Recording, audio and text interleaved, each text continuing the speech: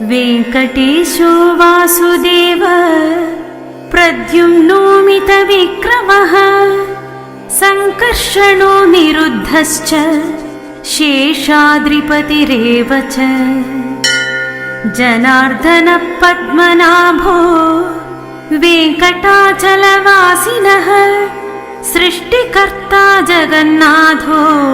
माधवो भक्तवत्सल गोविन्दो गोपति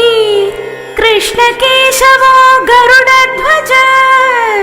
वराहो वामनश्चैव नारायणाधोक्षजः श्रीधरः पुण्डरीकाक्ष सर्वदेवस्तुतो हरिः श्रीनृसिंहो महासिंह सूत्राकार पुरातन रमानाथो महीभर्ता भूतरः पुरुषोत्तम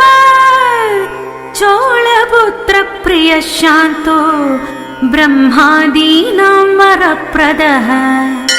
श्रीनिधिः सर्वभूतानां भयकृद्भयनाशन श्रीरामो रामभद्रश्च भवबन्धैकमोचकः भूतावासो गिरिवास श्रीनिवास श्रियःपतिः अच्युतानन्त गोविन्दो विष्णुवेङ्कटनायकः सर्वदेवैकशरणं सर्वदेवैकदैवतं समस्तदेवकवचं सर्वदेवशिखामणि इतीदं कीर्तितं यस्य विष्णोरमिततेजसा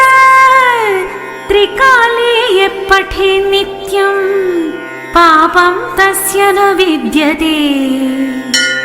राजद्वारे पठेत् घोरे सङ्ग्रामे रिपुसङ्कटे भूतसर्पपिशाचादिभयं नास्ति कदाचन अपुत्रो लभते पुत्रान् निर्धनो धनवान् भवेत् रोगार्तो मुच्यते रोगात् बन्धो मुच्येत् बन्धनात् यद्यदिष्टतमं लोके तत्तत् प्राप्नोत्य संशयः ऐश्वर्यं राजसम्मानं भुक्तिमुक्तिफलप्रदम् विष्णो लोकैकसोपानं सर्वदुःखैकनाशनं सर्वैश्वर्यप्रदं नृणां सर्वमङ्गलकारकम् मायावी परमानन्दं त्यक्त्वा वैकुण्ठमुत्तमम्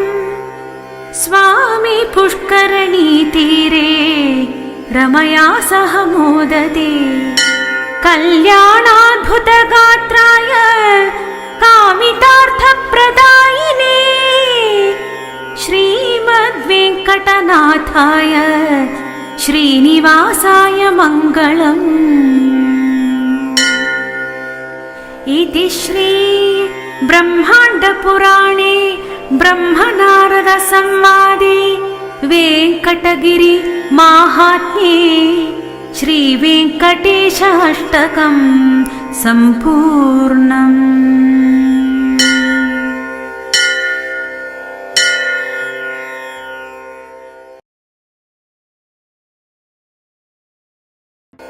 वेङ्कटेशो वासुदेव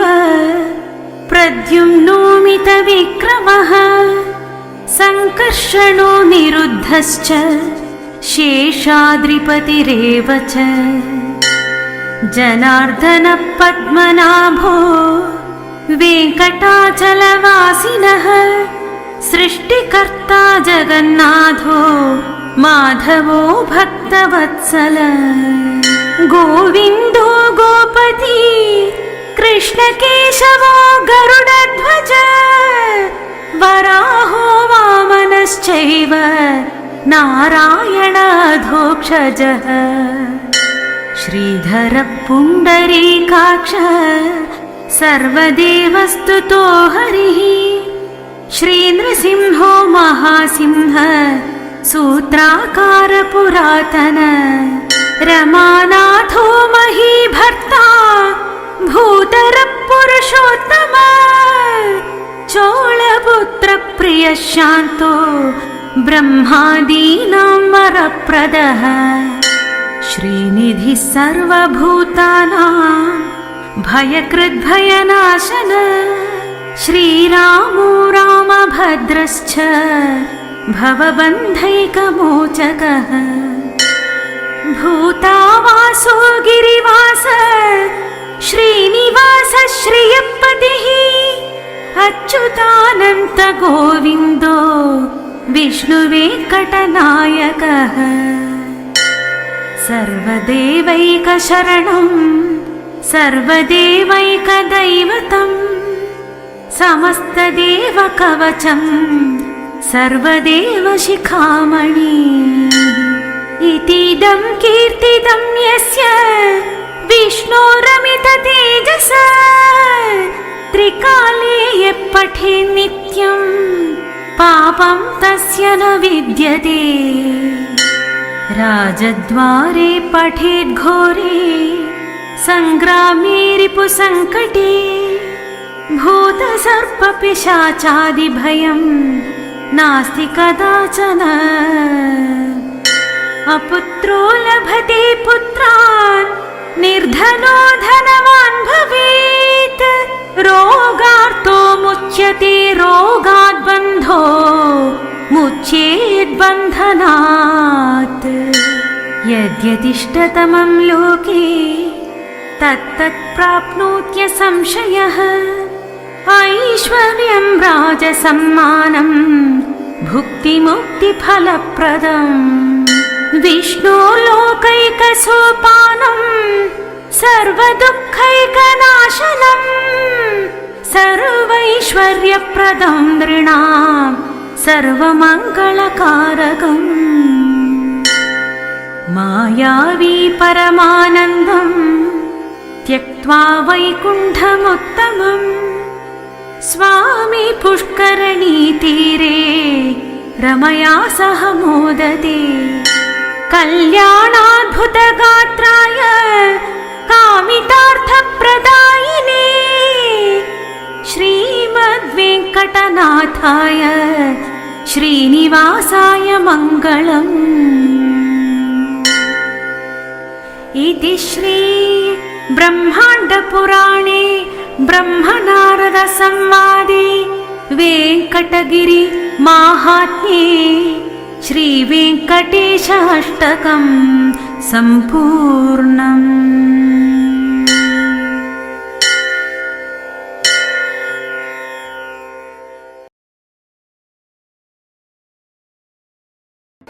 वेङ्कटेशो वासुदेव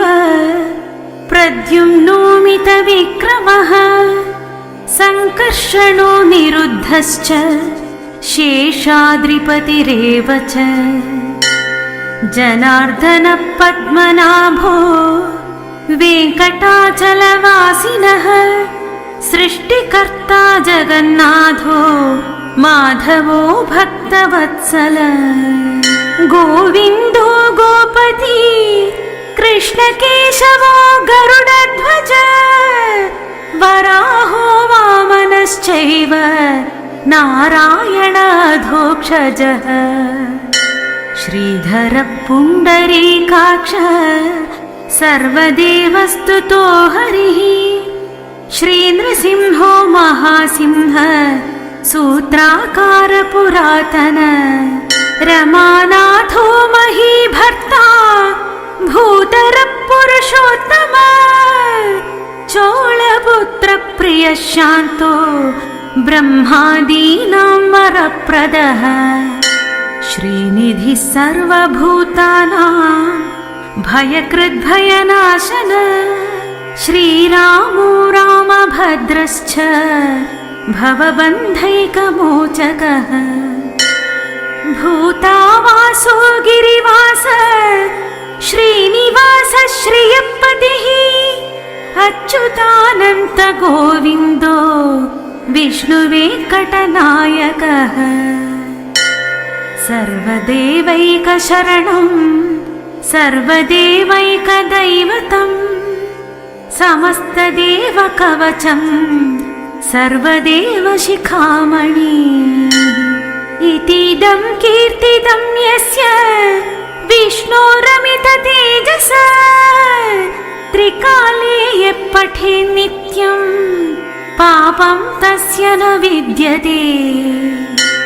राजद्वारे पठेत् घोरे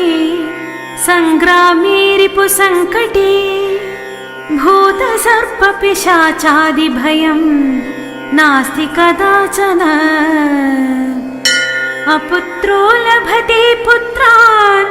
निर्धनो धनवान् भवेत् रोगार्तो मुच्यते रोगात् बन्धो मुच्येत् बन्धनात् यद्यदिष्टतमं लोके तत्तत् प्राप्नोत्य संशयः ऐश्वर्यं राजसम्मानं भुक्तिमुक्तिफलप्रदम् विष्णो लोकैकसोपानं सर्वदुःखैकनाशनं